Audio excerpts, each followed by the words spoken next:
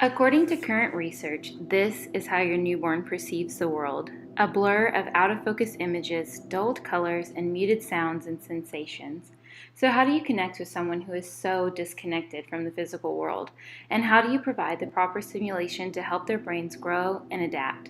In today's video, I'm going to show you some fun and easy ways to both stimulate and connect with your 0 to 3-month-old baby.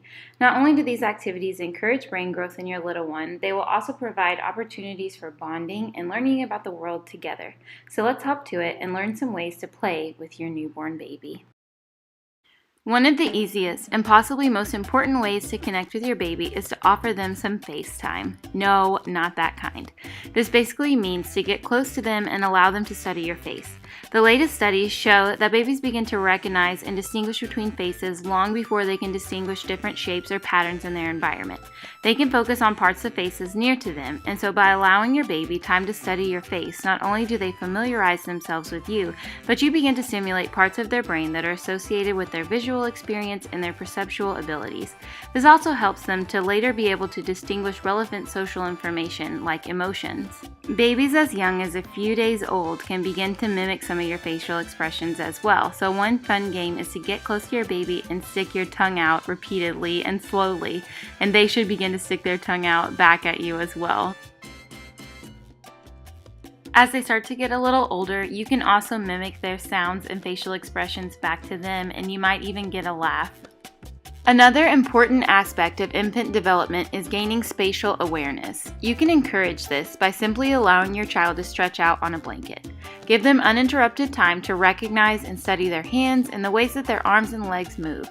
This helps them to develop the neural pathways necessary for controlled movements, recognizing spatial concepts like distance, and may even play a role in their mathematical abilities later on in life. So give your baby time to stretch. Another fun way to play with your baby is to narrate your day to them. Show them different rooms in your home, talk to them about what you are doing or what they are seeing, and let them listen in on your phone calls. All of these activities have been shown to increase a child's IQ and their vocabulary range as they get older. You can also encourage development in your baby's language center by initiating in conversations where you give your child time to respond to your questions. Do you have a lot to say?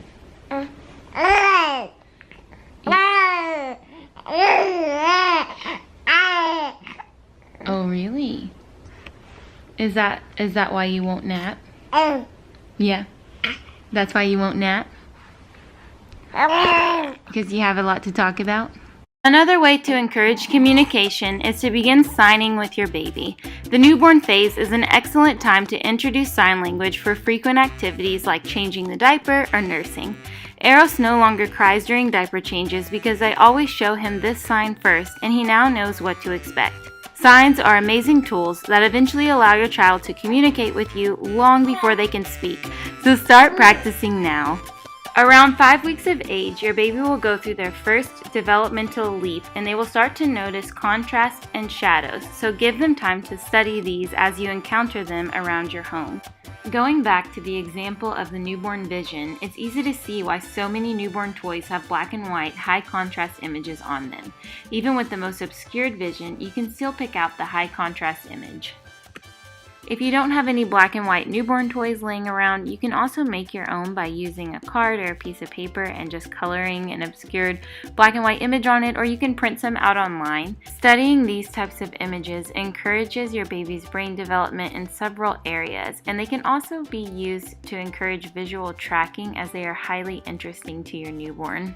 Here's another high contrast game that your baby will love. Shine a flashlight on the wall in a darkened room and make shadow puppets and watch as their eyes light up. Also, around 5 or 6 weeks, your baby will begin to exhibit their first social smiles, so be sure to pull out all the stops to get your baby to laugh or smile at your antics. Around this time, your baby can also pick up on different types of music, so it's a good idea to put some on in the background and let them listen while they're stretching out, or maybe even pick up your child and go for a dance around your living room or your kitchen. They really enjoy this activity. Around 7 weeks, your baby will also start to recognize patterns, so be sure to give them lots of times to study the various patterns that you encounter throughout your day. Another skill that emerges around 7 or 8 weeks is the ability to grasp and hold on to a toy.